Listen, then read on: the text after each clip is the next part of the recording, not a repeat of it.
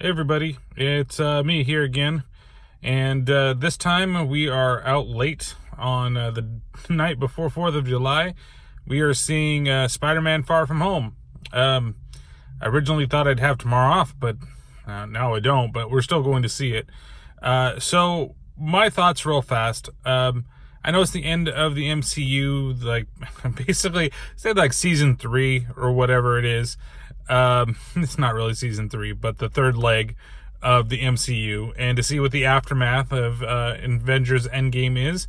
I don't know what to think. Like, part of me thinks that because they're kind of introducing a multiverse type of thing, that we are going to get to see,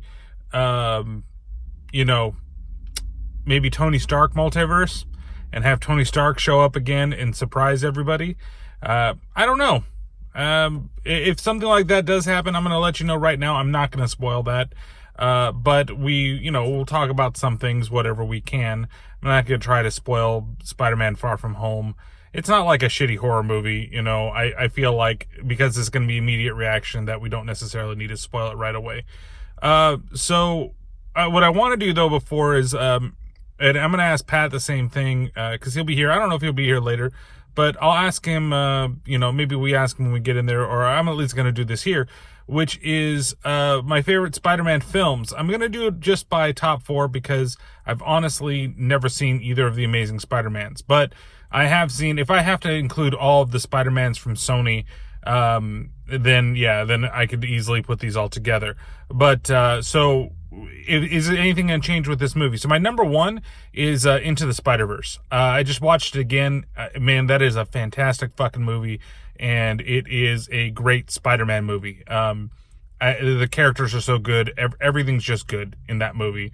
I absolutely love it, from the animation to, like I said, character development to the story. I just think it's fantastic. Now, number 2, Spider-Man Far From Home. That's probably my second favorite Spider-Man movie of all time, at least right now. I thought it was really good. I think Tom Holland's a good Spider-Man. We'll have to see what happens with this film. Number 3, Spider-Man 2. Spider-Man 2, what can I say about it? I think that for its time, it's a classic. You got a great Doc Ock in that movie. I think that it does a lot of things right, and it's very, very fun. Then I would put the original Spider-Man with Power Ranger suit Green Goblin. Willem Dafoe is so good in that movie that it's a shame that a lot of other things that Tobey Maguire is not very good as Spider-Man, but he's a decent Peter Parker. And that's what I like about Tom Holland. I think he does both very well. But there's that naivete of being a younger kid versus being the older Spider-Man that you don't see. And then it's Spider-Man 3, which totally, again, I don't honestly... Venom needs to be done better than what he's been done. I mean, the Venom movie was okay, but it's not where I really wanted to be. So, those are the ways that I kind of go if I have to pick my favorite Spider-Man film. Spider-Man 3 is just a jumbled mess. I mean, it had potential, but again, it just fell short. So hopefully we'll see where this ranks amongst those, and hopefully it's just at least entertaining. That's all I want it to be. And I am excited as hell to see Mysterio on the fucking big screen. And if you know anything about the character, you know why things could be really weird. But we'll see what happens. And I hope it's, like I said, entertaining at least, to say the least. So we'll see you at the end of the movie. So just a little thing. Tonight we are at one of my original theater hangouts, which is the Century 25 in Union City. This was built when I was a lot younger, so it's kind of odd to not come here as often as we used to.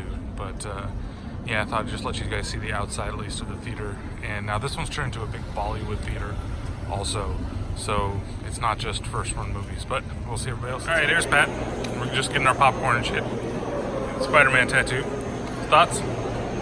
Oh, I'm looking for something. I'm happy they finally brought Mysterio to, the big screen, and I got ideas of what's going to happen. I'm gonna wait until after to talk about it. I still don't like the fact that Mary Jane isn't a redheaded girl like she's supposed to be, but that's neither here or there. Right. Probably people are going to call me racist, but she is Hispanic and I'm Hispanic, so can't get mad at me about that. And you, Crystal? You're staring at the Lion King over there. You're really enjoying it. I love Lion King. Oh, okay. I'm just here to see Tom Holland. Oh, okay. Look at that face. All right, so movie's finished. I'm fucking tired. It's really fucking late. And so Pat, they just went home. There's a little bit in front of it, but we're going to talk about it, I think, on the other podcast he and I do together. I kind of want him to rank this and where it is, but let's do immediate reaction to Spider-Man Far From Home. Yeah, right away, I'm going to rank it. I'm going to put it above Spider-Man 2. I'm going to make it number 3. It could be number 4, but for Mysterio alone, that shit gets number 3. Like, it started kind of weak. I'm going to be honest with you. If, of course, like, if I was going to give it a grade, which I do at the end of these fucking videos anyway, but, like, it had its moments that it just seemed like when you're dealing with the aftermath of Endgame, everything that happened there, and then you're going, he's trying to be a kid and, not really an Avenger and not knowing what he needs to do and all that other fun stuff.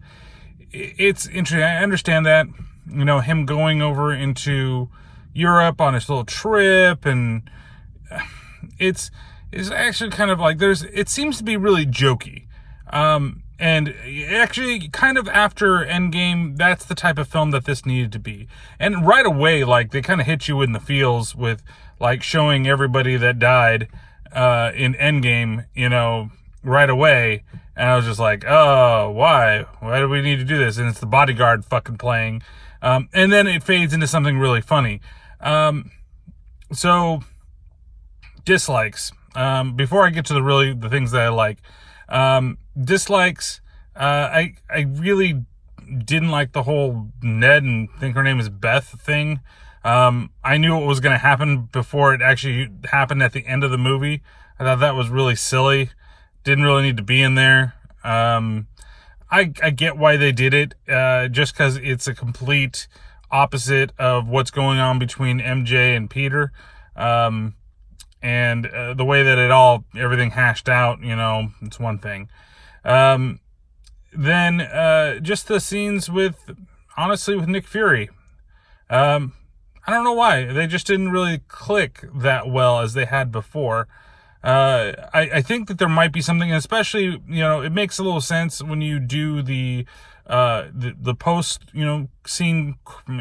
post credit scenes. Oh my God. See, I'm fucking tired and I can't talk. But when you see the last one, the one that's at the very, very end, it makes a little sense, but at the same time, I'm just kind of like, why?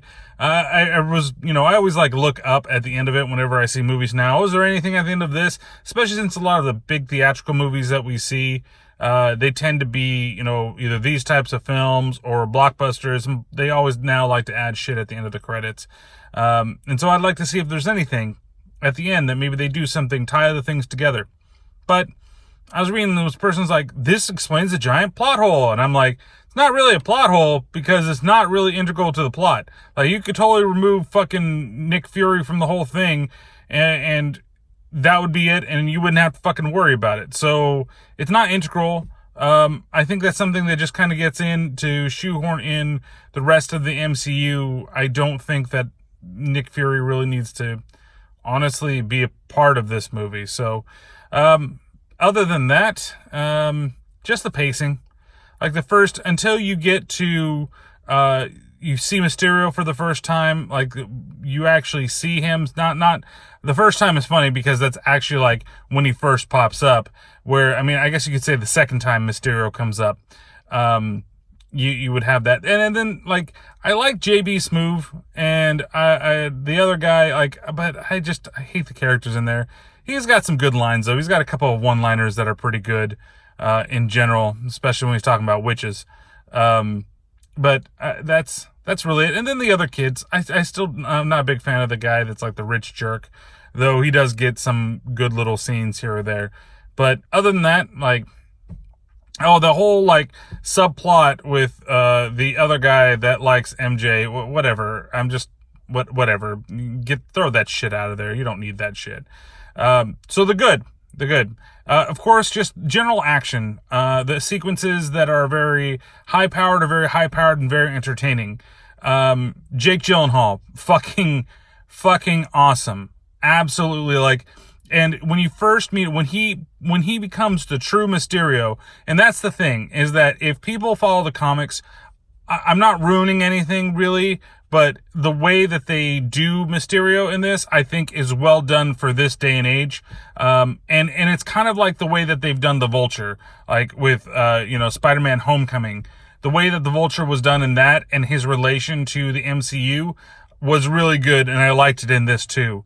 I thought that was really, really, really well done.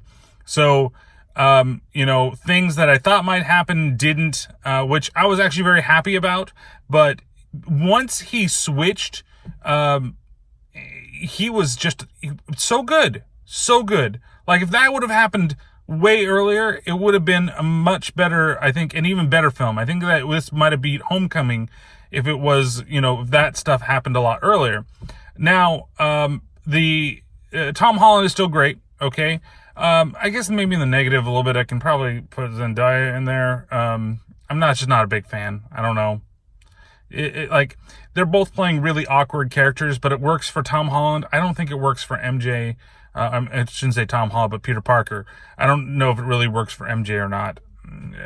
I'm just still kind of on it. But Tom Holland's still a great Spider-Man. I still think he's the best Spider-Man. And he absolutely had some great moments in this movie. The final sequence, when he's facing off against Mysterio, how it ends, I thought was great.